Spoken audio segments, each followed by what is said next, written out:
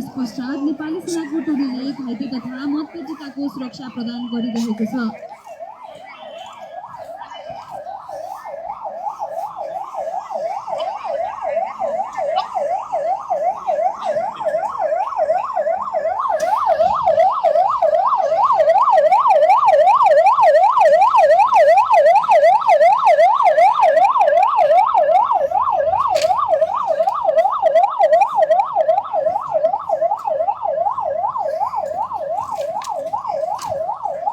भएका आन्दोलनकारीहरूलाई जिल्ला अस्पतालका सुरक्षाकर्मीहरूद्वारा काठमाडौँबाट सिलगढी अस्पतालमा राखिएको थियो।